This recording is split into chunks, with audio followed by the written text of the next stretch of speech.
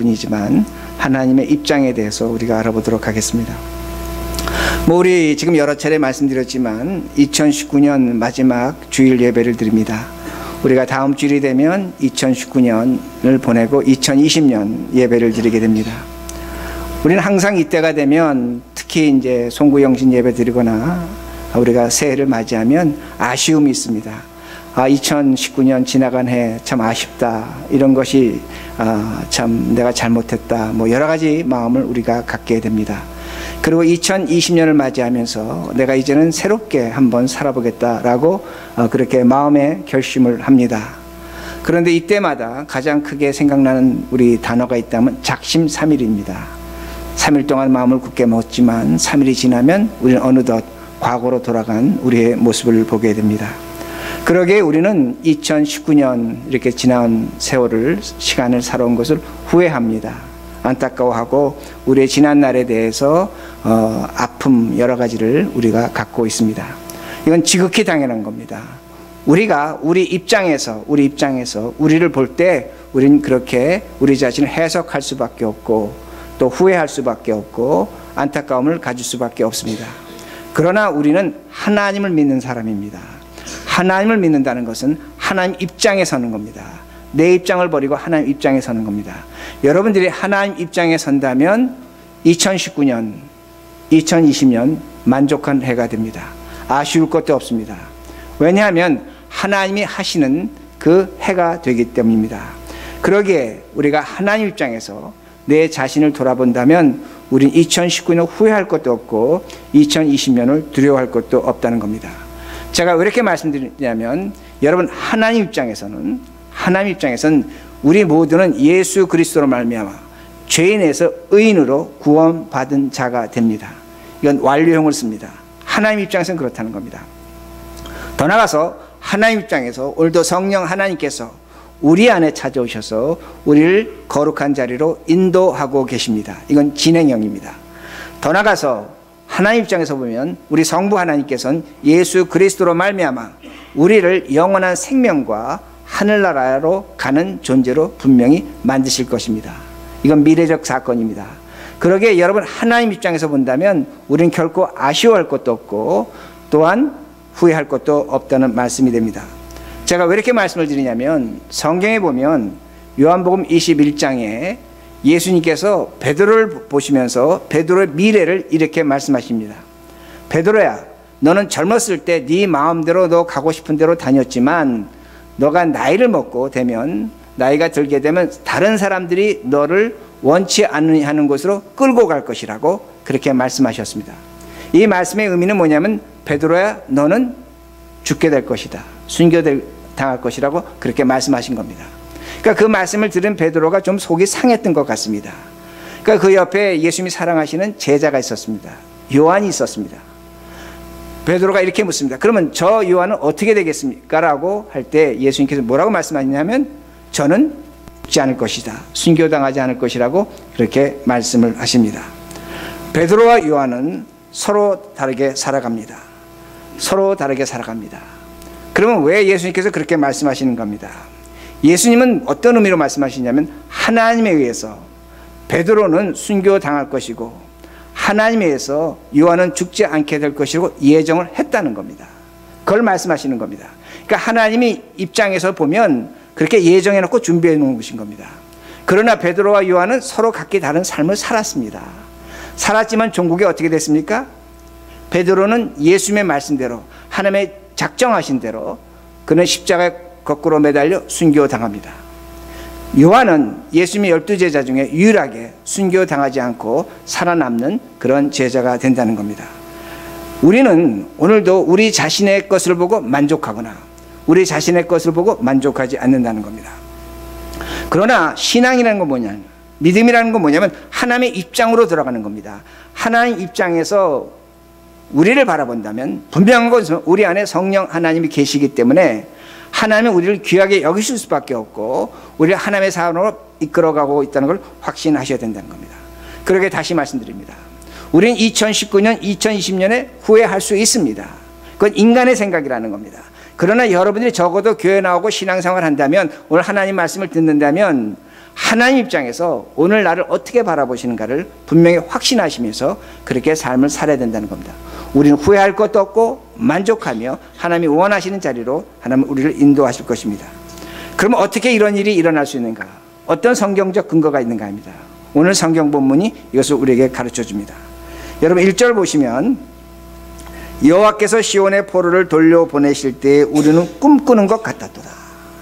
자, 이 말씀 배경은 뭐냐면 여러분 남쪽 유대가 있었습니다. 북이스라엘이 있었고 남쪽 유대가 있었는데 남쪽 유대가 바빌론에서 멸망을 당합니다. 멸망을 당하면서 바빌론이 그 유대에 있는 지식인들, 그 상류층 사람들을 포로로 끌고 가는데 세 차례에 걸쳐서 약 10,000명 정도를 포로로 끌고 갔습니다. 그들이 지금 그 포로에서 해방되면서 지금 하나님을 찬양한 겁니다. 그런데 그들이 바빌론 포로로 살아갈 때 거의 69년, 70년쯤 되어갈 때에 페르시아에 고레스라는 왕이 있었습니다. 그 고레스라는 왕이 바빌론을 정복해버립니다. 그리고 바빌론에 있는 유대인 포로들에게 뭐라고 얘기했냐면 너희들은 너희 조국으로 돌아가라는 겁니다. 예루살렘에 돌아가서 성전을 건축하고 수축하고 성벽을 쌓고 하나님께 제사를 드리라는 겁니다. 돌아가라는 겁니다. 누가?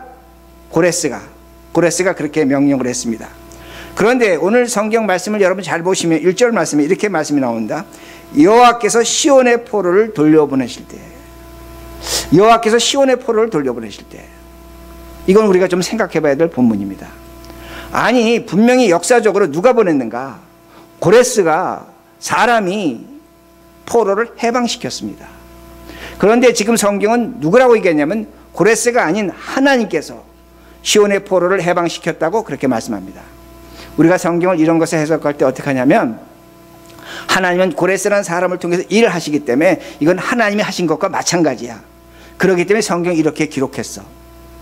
그것은 얄팍한 해석입니다. 그렇게 성경을 해석해서는 안 된다는 겁니다.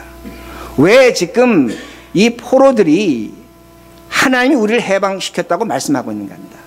여러분 이 말은 아무나 할 수 있는 게 아닙니다. 그래서 이 해석이 중요한 겁니다.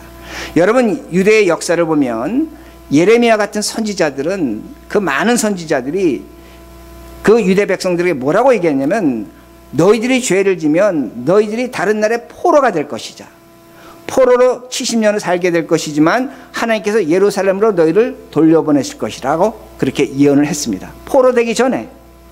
그러나 유대인들은 그걸 믿지 않았습니다. 우리가 무슨 포로가 돼? 우리가 하나님 백성인데 하나님 믿고 있는데 어떻게 포로가 돼? 절대로 믿지 않았습니다. 여러분 심지어는 그들이 바빌론 포로로 살아갈 때 예언자 선지자가 누구냐면 다니엘입니다.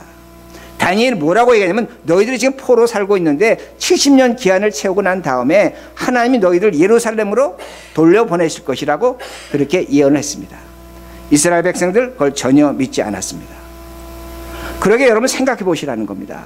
전혀 믿지 않은 사람들이 벼랑 걸 어떻게 하나님이 시온의 포로를 해방시켰다고 말씀을 그렇게 말을 할 수 있는가 합니다. 이건 논리적으로 맞지 않는 겁니다. 만약에 그들이 예레미야나 다니엘의 예언을 듣고 맞습니다 아멘 할렐루야 한 다음에 포로 해방된다면 그들은 저렇게 얘기할 수 있는 겁니다. 하나님께서 우리를 포로로 해방시켰다고 말씀할 수 있는 겁니다. 그러나 그렇지 않습니다. 그러게 어떤 사람들에게 누구에게 저들이 지금 우리가 여호와께서 포로로 우리를 해방시켰다고 그렇게 말하고 있는가 합니다. 이 사람들은 누구인가 합니다. 우리가 이 사람들을 찾아내야 됩니다. 그렇지 않으면 우린 성경 해석을 잘못하게 됩니다. 제가 이렇게 말씀드립니다. 제가 좀 전에 바벨론 포로로 끌려간 숫자가 몇 명이라고 말씀드렸습니까? 세 차례에 걸쳐서 10,000명이 끌려갔습니다. 10,000명이 끌려갔는데 여러분 인구라는 건 기하급수적으로 들어갑니다. 그런데 포로 생활 70년을 했는데 당시에 사람들의 한 가족이 자식을 낳는 숫자가 평균 5명으로 계산할 수가 있습니다. 예수님의 가정도 그 정도가 되고 당시에는 5명 정도 그 피임을 안 했기 때문에 그렇게 자식을 가졌습니다. 그리고 당시에는 13세에서 16세가 되면 결혼을 했습니다. 그 당시의 평균 수명은 35세에서 40세 정도였습니다. 그렇다면 여러분 바벨론 포로 70년이라면 몇 세대가 결혼할 수 있는가 합니다. 최소한 2세대에서 3세대가 됩니다. 2세대에서 3세대가 된다면 이건 제가 계산한 건데 만약에 포로 70년 동안 10,000명이 몇 명이 될 수 있는가? 최소한 8만 명에서 12만 명이 됩니다. 바벨론 포로가 끌려가서 70년 동안 그들이 있었다면 그 포로에 의해서 늘어난 숫자가 8만에서 12만 명이 될 수가 있습니다. 제가 왜 이렇게 말씀을 드리냐면 에스라 2장 64절을 보면 아주 중요한 내용이 나오는데 바벨론 포로에서 돌아온 숫자를 정확하게 계산했는데 42,360명입니다. 성경이 기록했습니다. 42,360명이 포로에서 돌아왔습니다. 그리고 그 포로로 돌아올 때 그 포로들이 우리는 포로라고 생각했는데 종들을 데리고 왔습니다. 종들을 데리고 왔는데 그 종들의 숫자가 7,337명이라고 성경 기록하고 있고 또한 그들이 돌아올 때에 각종 낙타와 양과 짐승을 끌고 왔는데 8,138마리입니다. 그리고 그들이 많은 금과 은을 갖고 왔습니다. 그리고 제사장이 입는 옷, 제사장 옷을 100벌을 준비해 왔다고 그렇게 성경은 기록하고 있습니다. 자, 그러면 우리가 어떤 계산할 수 있냐면 유대인 포로를 8만 명으로 계산한다면 50%가 돌아온 겁니다. 그러니까 4만 명은 거기 남아있는 겁니다. 4만 명이 돌아온 겁니다. 만약에 우리가 유대인 포로를 12만 명으로 계산한다면 몇 명이 남아있습니까? 그쪽에 8만 명이 남아있는 겁니다. 4만 명이 돌아온 겁니다. 제가 여러분에게 뭘 말씀드리냐면 유대인 포로 해방돼서 전체가 돌아오지 않았다는 겁니다. 반이 돌아왔습니다. 10명 중에 3명이 돌아왔다는 겁니다. 그러면 왜 다 돌아오지 않는가? 왜 그 사람들은 유대인 그 바벨론 포로가 많은 숫자가 8만 명이 더 나가서 4만 명이 남아있는가 합니다. 우리가 착각하는 것은 뭐냐면 바벨론 포로들이 맨날 채찍에 맞고 두드려 맞고 노예처럼 살았다고 생각합니다. 아닙니다. 오늘 성경이 우리에게 보여주는 것이 그들이 데려온 종의 숫자가 몇 명입니까? 7,337명입니다. 이 말씀의 의미는 뭐냐면 바벨론 포로로 살았지만 그들이 바벨론에서 상류층에 살았다는 것을 알 수가 있습니다. 그들이 갖고 온 양의 숫자를 짐승의 숫자가 8,138마리입니다. 그리고 성경은 뭐라고 기록하고 있냐? 그들이 많은 금과 은을 갖고 왔고 제사장 옷을 100벌이나 갖고 왔다고 얘기합니다. 그러니까 성경이 우리에게 가르쳐주는 게 뭐냐면 바벨론 포로는 우리가 생각하는 포로가 아니라는 겁니다. 그들은 바벨론에서 상류층이었습니다. 종을 데리고 사는 사람들이었습니다. 그런데 그들이 돌아온 겁니다. 그러면 제가 좀 전에 말씀드린 것처럼 4만 명 내지는 8만 명은 돌아오지 않았습니다. 그들은 왜 안 돌아왔을까요? 그들은 알고 있습니다. 우리가 예루살렘으로 돌아가면 지금보다 더 고생한다는 겁니다. 지금보다 더 어려운 삶을 산다는 겁니다. 사실이 그랬습니다. 여러분, 포로로 돌아온 자들은 잘 살려고 온 사람들이 아닙니다. 그들은 돌아오면 고레스 밑에서 그들은 공물을 바쳐야 되는 겁니다. 그들이 예루살렘에 돌아왔다고 해서 벼랑간 자유가 주는 건 아닙니다. 식민지 백성입니다. 그런데 더 나아가서 하나님 뭐라고 말씀하셨냐면 그 포로들에게 예루살렘 성전을 수축하라는 겁니다.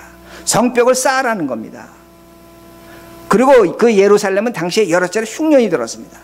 너무나 먹을 것이 없습니다. 고통스러웠습니다. 그런데 포로들이 돌아온 겁니다. 그러나 많은 포로들은 돌아가지 않았습니다. 왜? 돌아가면 내가 현재 누리는 삶의 그 풍요함과 부유함을 누리지 못한다는 겁니다. 그러면 돌아온 사람들은 누군가입니다. 왜 이들은 돌아왔는가입니다. 돌아온 이유는 딱 하나입니다. 하나님 때문입니다. 하나님께 예배를 드리겠다는 겁니다. 그들이 바벨론의 부유함을 포기하고 예루살렘에 돌아온 이유는 하나님에 대한 예배라는 겁니다. 성전 제사 때문에 일어난 겁니다. 왜 그런가입니다. 하나님을 만나지 못하면 영적 가난이 있다는 겁니다. 영적 빈곤함이 있다는 겁니다. 그들이 바벨론 70년 포로 생활하면서 뼈저리게 느낀 것이 뭐냐면 우리가 하나님 만나지 못할 때, 하나님 알지 못하고 살아갈 때 우리에게 찾아온 영적 가난과 빈곤함은 그 세상의 어느 것으로도 해결할 수 없다는 겁니다. 돈으로도 해결할 수 없다는 겁니다. 그러기에 돌아온 것이고, 그러기에 이들이 뭐라고 얘기하냐면 고레스가 해방시킨 것이 아니라 하나님이 우리를 해방시켰다고 신앙의 고백을 할 수밖에 없다는 겁니다. 그러기에 이 사람들이 4만 명이라는 겁니다. 여러분, 바빌론은 세상을 상징합니다. 요한계시록이나 성경을 보면 바빌론은 세상을 상징합니다. 그들은 세상을 버리고 하나님께 돌아온 자들입니다. 여러분도 마찬가지입니다. 여러분도 지금 하나님 입장에 서 있는 겁니다. 여러분, 우리가 주일날 와서 예배를 드립니다. 여러분 시간적 손해를 보고 있습니다. 여러분 주일날 교회에서 헌금하십니다. 여러분 쓸돈 많고 참 각박하게 살아가지만 하나님께 예물을 드립니다. 왜 드립니까? 무엇 때문에 드립니까? 여러분 헌금할 때 여러분이 경제적 손실이 있습니다. 애들한테 사줄 것도 있고 내가 쓸 것도 있지만 여러분 그걸 헌금하십니다. 여러분 손해가 있다는 겁니다. 여러분 예수 믿으면서 만나고 싶은 사람 만나야 되는데 만나지 못합니다. 그 친구 만나면 술 마셔야 되고 엉뚱한 소리 들으니까 만나지 않습니다. 인간적 손해도 있다는 겁니다. 우리가 왜 이렇게 사는가 합니다. 여러분은 하나님 입장에 서 있는 겁니다. 그걸 다만 우리는 인식하지 못하고 있을 뿐이지 하나님이 여러분을 성령 하나님께서 하나님 입장에 세워놓고 여러분을 지금 이끌고 가신다는 말씀이 됩니다. 우리가 왜 이렇게 신앙생활하는가 합니다. 우리가 신앙생활할 때 우리가 받는 것이 있는데 세상이 줄 수 없는 것을 하나님은 주십니다. 이거 우리 각자가 다른 겁니다. 우리 각자의 삶 속에 하나님이 주시는 것이 있는데 이 주시는 그 귀한 것은 그 누구도 줄 수 없는 것이고 사람이 줄 수 없는 것이고 하나님이 줄 수 있는 것을 우리에게 주신다는 겁니다. 그러기에 우리가 신앙생활하는 겁니다. 그러기에 우리의 신앙의 입장이 하나님 앞에 서 있어야 된다는 말씀이 됩니다. 제가 읽은 글의 내용인데 우리가 삶을 살아가다 보면 돈이 필요합니다. 세상의 것이 필요합니다. 우리가 그것 없이 어떻게 살아가겠습니까? 그런데 그 글에서 재밌는 게 뭐냐면 우리가 인간이 세상의 것을 좀 과다하게 욕심을 부린다면 불행의 천국서가 날아온다고 그렇게 말합니다. 그러면서 그 글이 얘기하는 게 뭐냐면 우리는 어떤 돈이라든지 세상의 것에 어떤 적정 수준을 지켜야 되는데 그 적정 수준을 지키지 못한다는 겁니다. 어느 자리에 가면 더 갖고 싶고 더 올라가고 싶고 또 많이 갖고 싶어 한다는 겁니다. 그러나 우리가 또 많이 갖지 못하고 너무나 어렵고 힘들어 살아가는 그것도 불행의 청구서라고 말합니다. 그러니까 사람은 적정한 수준을 지켜야 된다는 겁니다. 근데 사람이 적정한 수준을 지키지 못합니다. 이게 인간의 마음입니다. 그러게 여러분 고대 로마에서는 개선 장군이 전쟁에 나가서 승리하고 오면 그 로마 시내를 행진시켰습니다. 행진시킬 때에 그가 뺏어온 수많은 금은보화 그걸 마차에 싣고 잡아온 노예들을 끌고 로마 백성들에게 자랑을 합니다. 내가 이만큼 가졌다는 겁니다. 높아졌다는 겁니다. 힘이 있다는 겁니다. 그리고 그 개선 행진이 끝나면 그 개선 장군은 황제 앞에 가서 승리의 관을 쓰게 됩니다. 근데 승리의 관을 쓰는데 승리의 관에 뭐라고 써있냐면 메멘토 모리라고 써있습니다. 메멘토 모리 라틴어인데 너는 죽는다는 겁니다. 너는 죽는다는 겁니다. Remember that you must die. 너는 죽을 것이라는 겁니다. 여러분 얼마나 아이러니합니까? 세상에 모든 걸 가졌고 부유와 권력과 힘을 가졌는데 머리에 쓰고 있는 건 뭐냐면 이게 로마 사람의 지혜입니다. 너는 죽을 것이라는 겁니다. 왜 로마 사람들이 그렇게 많이 갖고 올라갔는데 너는 죽을 것이라고 경고하는가 합니다. 이게 사람의 지혜입니다. 여러분 인간은 사람이 갖고 있는 최고의 지혜가 뭔 줄 아십니까? 이게 철학의 근본도 되는데 죽음입니다. 제가 여러 차례 말씀드렸습니다. 죽음이라는 것은 우리 마음에 저는 불을 켜준다고 생각합니다. 촛불을 켜준다고 생각합니다. 우리가 죽음을 생각하면 우리가 볼 수 없는 것을 보게 됩니다. 내가 지금까지 추구하고 내가 지금까지 가지려고 노력했던 것이 있는데 그 죽음이라는 그 어떤 그 현실 앞에 맞닥뜨리면 아 이게 헛되구나. 이게 그렇게 필요 없는 거구나. 내가 이렇게 살면 안 되겠구나 라고 생각하게 됩니다. 그러게 죽음이라는 것은 우리 마음의 불을 밝혀주는 겁니다. 그러니까 로마인의 지혜는 뭐냐면 인간이 죽음을 생각하라는 겁니다. 그러나 그것은 사람의 지혜입니다. 여러분 인간은 죽음을 극복하지 못하기 때문에 인간적 철학의 한계는 죽음에서 끝나는 겁니다. 그러나 우리는 그렇지 않습니다. 우리는 죽음을 극복하신 예수 그리스도가 있다는 겁니다. 하나님의 불빛이 있다는 겁니다. 오늘 여러분 안에 뭐가 있느냐? 성령 하나님의 불빛이 있습니다. 성령 하나님의 빛이 계십니다. 여러분 그 빛이 있는 겁니다. 여러분 그 빛을 끄시면 안 됩니다. 인격적인 불이기 때문에 여러분이 그 빛 앞에 나가서 기도하시고 그 빛을 찾아갈 때 그 빛은 여러분에게 말씀하십니다.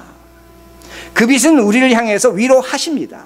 여러분이 아무리 절망스러운 삶과 어려움이 있다고 할지라도 그 빛 대신 예수 그리스도 그 성령 하나님 우리 안에 임재하시는 그 하나님의 영을 찾아갈 때에 하나님은 우리와 함께 하시는 겁니다. 더 나아가서 우리는 지금까지 살아온 것이 하나님의 은혜라는 것을 고백할 수가 있습니다. 아무리 여러분이 거친 삶을 살고 실패하는 삶을 살고 어려운 삶을 살았다고 할지라도 하나님 앞에서 그 성령의 불빛을 받아본다면 하나님의 은혜 속에 있었던 것을 분명히 고백하게 됩니다. 이것이 바로 하나님이라는 겁니다. 세상이 줄 수 없는 걸 주는 겁니다. 그러기에 그 바벨론 포로들이 왜 찾아왔느냐? 왜 그 바벨론의 부귀와 영광을 버리고 왔느냐? 하나님만이 주시는 것이 있다는 겁니다. 그러기에 그들이 찾아온 것처럼 오늘 우리가 예배를 통해서 2019년 마지막 예배를 통해서 여러분이 찾고 구해야 될 것은 여러분 마음속에 있는 하나님의 영 성령의 불빛을 찾으시고 그 불빛이 주는 세상이 줄 수 없는 것을 얻으시는 우리들이 되길 바랍니다. 2절과 3절입니다.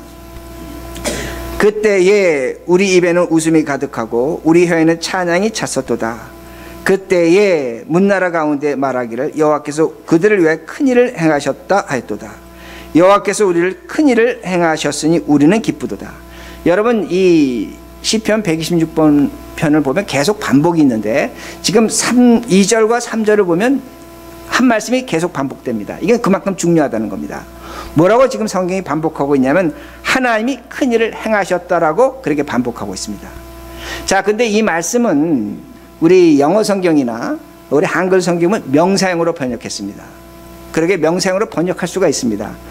어떤 의미가 되면 하나님이 우리에게 포로 해방이나 큰일을 행하셨다라고 그렇게 해석을 할 수가 있습니다. 근데 히브리어로 보면 동사적 의미가 있습니다. 동사입니다. 가달이라는 동사인데 뭐냐면 이건 어떻게 해석이 되냐면 하나님이 여러분 각 사람에게 큰일을 행하신 겁니다.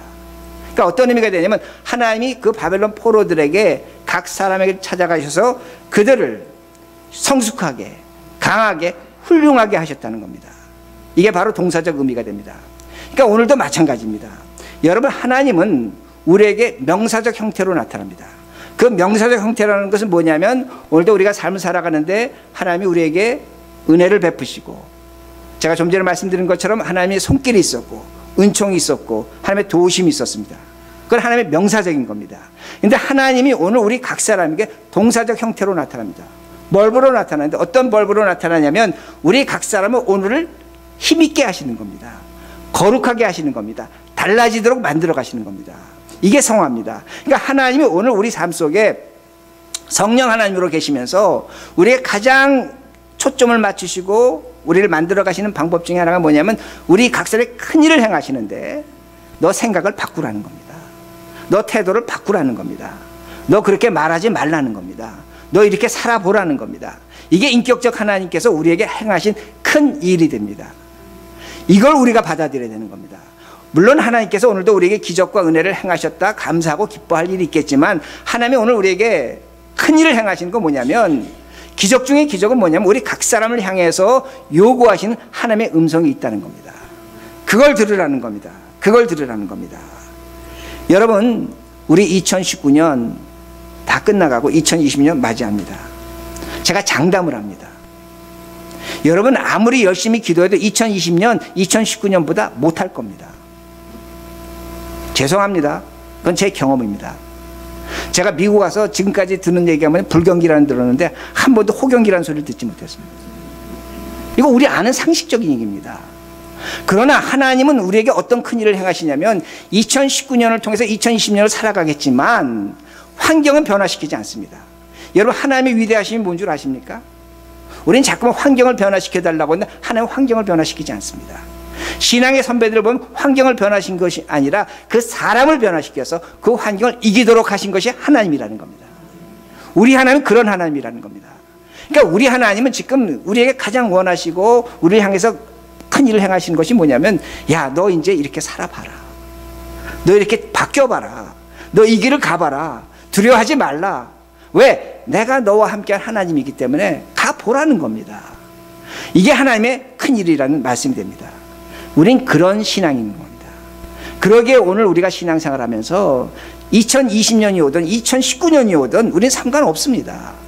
하나님 입장에서 보면 똑같은 시간이고 다만 우리에게 주어진 현실을 이겨내며 살아갈 수밖에 없다는 겁니다. 4절입니다. 4절.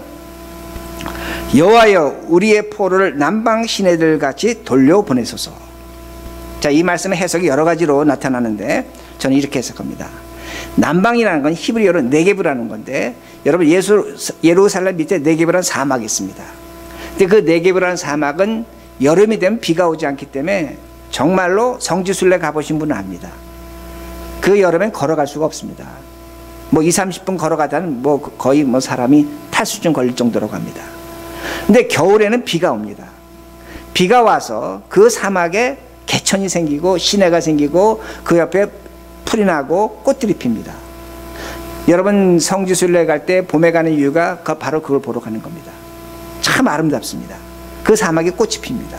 그러면 목동들이 와서 양들이나 그 염소들 끌고 와서 그 풀을 먹입니다. 그렇게 키웁니다. 근데 비는 뭐냐? 하나님의 은혜를 상징하는 겁니다. 지금 하나님께서 뭐라고 말씀하시냐면 바벨론 포로들한테 야, 내가 너희들을 은혜에 있는 그 시냇가가 있는 곳으로 보냈다 그렇게 말씀하는 겁니다. 그런데 포로된 입장에서 사실 억울합니다. 예루살렘에 돌아왔지만 흉년이 들었습니다. 고레스가 자신들의 추수한 걸 빼앗아 갑니다. 그리고 성전을 건축하라고 하지만 그 성전 건축하는 일로 서로 마음이 맞지 않았고 유대인끼리 심하게 다투고 싸웠습니다. 각종 음모와 모함이 있었습니다. 하나님이 고레스라는 존재를 없애주고 추수를 하는데 풍년을 들게 해주시고 그런 다음에 내가 은혜가 있다고 얘기하면 그걸 받아들일 텐데 하나님의 은혜는 없는 겁니다. 근데 하나님은 뭐라고 말씀하시냐면 야, 너를 내가 지금 은혜 속에 끌고 가고 있다. 넌 은혜 속에 있다고 얘기하는 겁니다. 똑같습니다. 이 말씀은 오늘도 똑같아요. 오늘도 목사가 강대상 여기서 설교하기를 모르게 우리는 하나님의 은혜가 있습니다라고 설교를 하는데 내가 실제로 살아보는 삶 속에 보면 은혜가 없습니다. 몸은 병들었고 문제는 풀리지 않고 자식은 속썩이고 매일매일 해결해야 될 문제는 산더미 같이 쌓이고 도대체 하나님의 은혜가 어딨냐라고 우리는 질문합니다. 여러분 그때마다 서셔야 될 입장이 있습니다. 하나님의 입장에 서라는 겁니다. 하나님의 입장에서 서보면 거기에 답이 있고 해결이 있습니다. 그리고 이렇게 말씀합니다. 6절, 5절과 6절입니다. 너무나 잘 아는 말씀 우리 같이 한 목소리를 읽어보겠습니다. 시작. 눈물을 흘리며 씨를 뿌리는 자는 기쁨으로 거두리로다. 울며 씨를 뿌리러 나가는 자는 반드시 기쁨으로 그 곡식단을 가지고 돌아오리로다. 여러분 다시 이 5절과 6절을 두 번 반복합니다. 무슨 반복합니까? 울며 씨를 뿌리면 기쁨으로 단을 거둔다는 겁니다. 울며 씨를 뿌리면 기쁨으로 단을 거둔다는 겁니다. 여러분 다시 말씀드립니다. 유대인들은 울며 씨를 뿌릴 수밖에 없었습니다. 그 바벨론에 좋았던 그 영화스러웠던 삶 다 포기하고 하나님 만나러 예루살렘에 왔는데 내 현실은 추수입니다. 추수가 없는 겁니다. 가난입니다.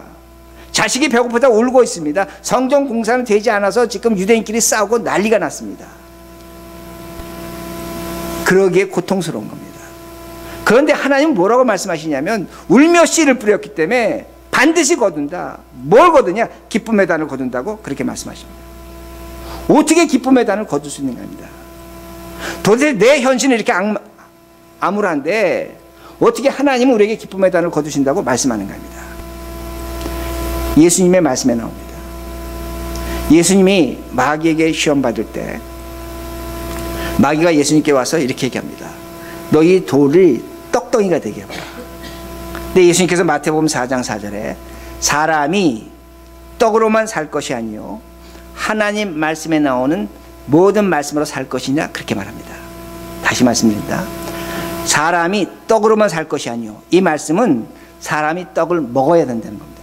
사람은 사람의 떡을 먹으라는 겁니다. 그러나 더 중요한 것이 있는데 그건 뭐냐? 사람은 하나님 입에서 나오는 모든 말씀으로 살 것이라고 그렇게 말씀합니다. 여러분 신앙생활이라는 것은 현실을 무시하는 거 아닙니다. 우리가 사람의 떡을 먹어야 됩니다. 여러분이 사람의 떡을 여러분의 식탁에 놓기 위해서 여러분 수고하셔야 됩니다. 밖에 나가 일을 하셔야 됩니다. 여러분 고생하셔야 됩니다. 여러분 직장과 여러분이 속한 곳에서 열심히 일을 하셔서 그 돈을 벌어서 여러분이 사람의 떡을 먹고 여러분의 건강을 지키시고 여러분의 가족들에게 행복과 평안을 주셔야 됩니다. 예수님이 이 떡을 분명히 먹어야 된다고 말씀하시는 겁니다. 그 떡을 먹지 말라고 하는 것이 아닙니다. 그런데 더 중요한 떡이 있다는 겁니다. 어떤 떡을 먹어야 되느냐? 하나님이 주신 말씀의 떡을 먹으라는 겁니다. 그럼 제가 여러분에게 이렇게 질문할 수 있습니다. 어떤 사람이 우리에게 찾아와서 이렇게 얘기합니다. 여기 사람의 떡이 있다. 여기 하나님 말씀의 떡이 있다. 어떤 것이 더 중요하냐? 어떤 것을 더 먼저 먹겠느냐? 이렇게 얘기합니다. 우리에게는 순서가 있습니다. 하나님의 입장에 서는 겁니다. 사람의 떡을 우리가 선택할 수 없고 하나님 말씀의 떡을 선택해야 됩니다. 이게 우리가 해야 될 일입니다. 사람의 떡은 우리의 육신의 건강을 지켜줍니다. 세상의 행복을 줍니다. 그러나 말씀의 떡은 우리의 육신도 지켜주고 우리의 정신과 영혼을 지켜주는 떡이라는 겁니다. 다시 말씀드린다면 사람의 떡이 우리에게 현실적으로 중요하지만 우리가 최종적으로 선택해야 될 것은 하나님의 말씀의 떡이라는 겁니다. 그 말씀의 떡을 먹을 때 우리의 육신적 문제와 정신적 문제와 영적인 문제가 해결된다는 겁니다. 그러면 말씀의 떡은 어떻게 먹는가 합니다. 그 말씀의 떡, 눈물의 씨앗을 뿌린 떡을 어떻게 먹는가 합니다. 아주 간단합니다. 하나님 말씀대로 사시기 바랍니다. 이걸 제가 오늘 표현으로 한다면 하나님 입장에 서보시기 바랍니다. 하나님 입장에 서서 하나님 말씀대로 살면 저는 100% 장담합니다. 반드시 눈물 흘립니다. 후회의 눈물 흘릴 것이고 감사의 눈물 흘릴 것이고 회개의 눈물 흘릴 것입니다. 그 눈물의 떡을 먹으시라는 겁니다. 말씀대로 산 후에 예수 그리스도가 십자가에 달려서 눈물 흘리시며 고통당하신 그 떡을 우리가 먹으셔야 합니다. 그 떡을 먹을 때 우리가 하나님이 주신 말씀의 떡이라는 겁니다. 회개의 눈물이라는 겁니다. 이런 말씀의 떡을 먹을 때 우리의 영혼이, 우리의 삶이, 우리의 육신이 정화가 됩니다.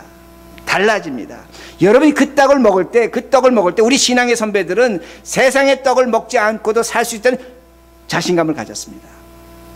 얼마든지 살 수가 있습니다. 내가 오늘 말씀의 떡을 먹을 때 사람의 떡이 없어서 불안하고 염려한 것이 있겠지만 그걸 이겨낼 힘과 지혜와 능력을 얻는다는 겁니다.